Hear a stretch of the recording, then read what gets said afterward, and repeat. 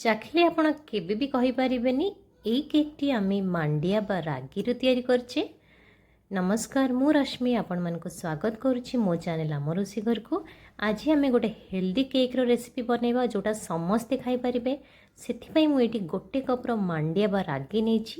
ଭଲ ଭାବେ ଧୋଇକି ଆକୁ ମୁଁ ଶୁଖାଇ ନେଇଥିଲି। ଆମେ ମାଣ୍ଡିଆର ଗୋଟେ ପାଉଡ଼ର କରିନେବା। ତାପରେ ଗୋଟେ ମିକ୍ସିଂ ବୋଲରେ ମୁଁ ନେଇଛି 3-4 ଚାମଚ ଭଳିଆ ଦହି। ସେଥିରେ ମୁଁ ଦେଇ ଦେଉଛି 2 ଚାମଚ ଭଳିଆ ଘିଅ, ଗୋଟେ ପିଞ୍ଚର ଲୁଣ, ଆଉ ଗୋଟେ କପ୍ ଭଳିଆ ଏଠି ମୁଁ ନେଇଛି ଗୁଡ଼। ଏ କେକ୍ଟି ଆମେ ବହୁତ ହେଲ୍ଦି ବନାଉଛେ, ସେଥିପାଇଁ ମୁଁ ଏଠି ଗୁଡ଼ ୟୁଜ୍ କରିଛି। ଆପଣ ଚିନିର ବି ୟୁଜ୍ କରିପାରିବେ। ଏସବୁ ଜିନିଷକୁ ଆମେ ଭଲ ଭାବରେ ଗୋଳେଇ ନେବା।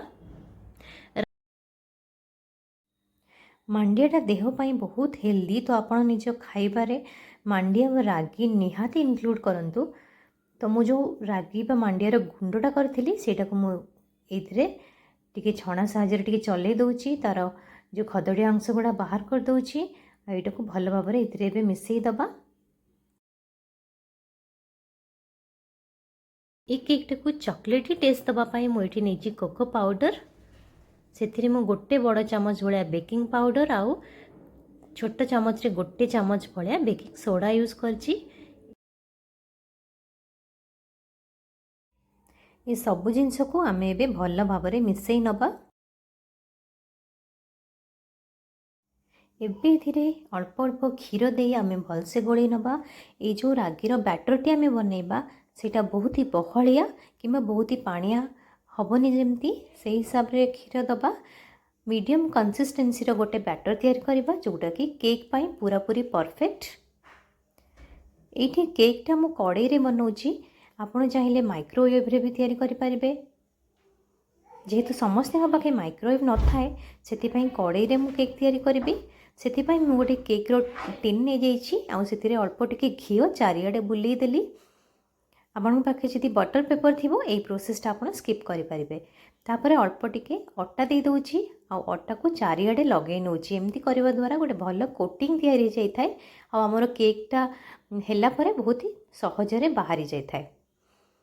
ଏବେ ମୁଁ କେକ୍ର ବ୍ୟାଟର ଏଇ କେକ୍ର ଟିନ୍ ଭିତରେ ପୂରାଇ ଦେଉଛି।